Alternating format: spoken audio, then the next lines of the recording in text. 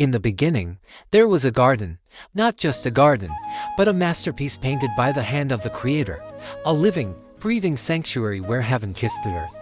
It was called Eden, a name that tasted of pleasure and delight. Here, there was a symphony of fragrances, the sweet perfume of blossoms yet unnamed, the rich scent of damp earth after a gentle rain, the crispness of a world untouched by decay, sunlight, pure and golden, filtered through the canopy of ancient trees, dappling the forest floor in shifting patterns of light and shadow. Rivers, clear as crystal, flowed from the heart of the garden, their waters singing a constant, gentle song as they split and wound their way through the verdant landscape, nourishing every root and stem. In this perfect world walked the first man and woman, Adam and Eve.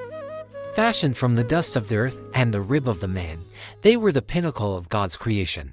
Clothed not in fabric, but in innocence and light, they knew no shame, no fear, no sorrow. Their hearts beat in rhythm with the pulse of Eden, their days filled with purpose and wonder. They were gardeners, caretakers, companions to the divine. Every evening, in the cool of the day, a sacred rustle would stir the leaves. It was the sound of God walking in his garden. He would come to them, not as a distant, thundering deity, but as a friend, a father. He would speak with them, his voice the sound of many waters, yet as intimate as a whisper. Their fellowship was seamless, a perfect communion between Creator and created. In this sacred space, love was the only law, and peace was the very air they breathed. Among the countless wonders of Eden, two trees stood at its center, distinct from all others. One was the tree of life, its fruit promising an unending existence in this paradise. The other was the tree of the knowledge of good and evil. It was beautiful, its branches laden with fruit that seemed to shimmer with a hidden light. And with this tree came the one and only prohibition. God's command was simple, a single boundary in a world of infinite freedom. You may eat freely from every tree in the garden, he had said, his voice both a gift and a warning. But from the tree of the knowledge of good and evil, you shall not eat. For in the day that you eat of it, you shall surely die. It was a test of love, a choice of trust, a daily reminder that their perfect life was a gift, sustained by obedience to the giver. And for a time, it was enough. The tree stood as a silent monument, its fruit untouched, its secret locked away. The harmony of Eden remained unbroken, but paradise had an intruder. It did not come with thunder or a declaration of war. It slithered silently through the tall grasses, its scales shimmering like 1,000 dark jewels. The serpent, more cunning, more subtle than any other beast of the field that the Lord God had made. It was a creature of mesmerizing beauty, but within it coiled a shadow, an ancient envy.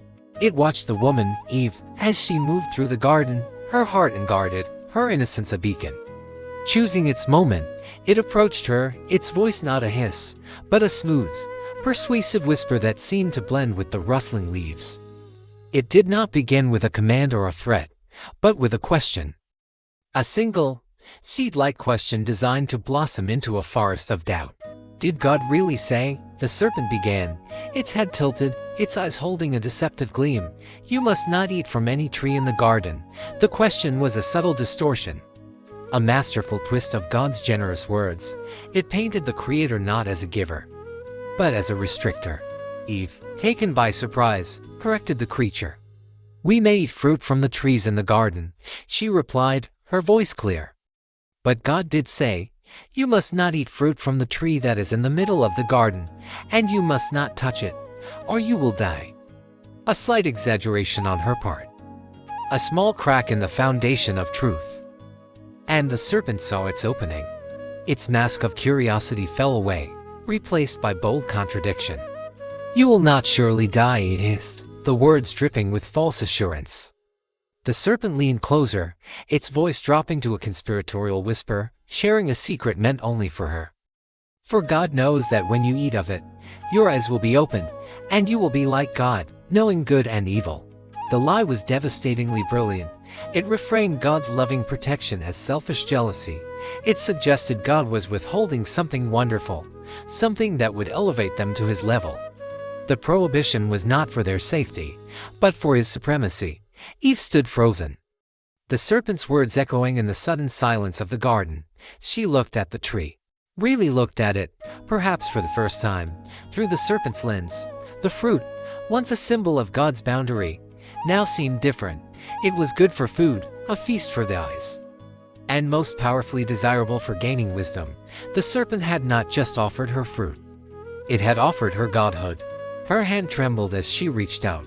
The piece of Eden held its breath, suspended in a single, fragile moment. The fate of humanity hung on the precipice of a choice, dangling from a branch in the heart of the garden. Thanks for watching, and don't forget to subscribe.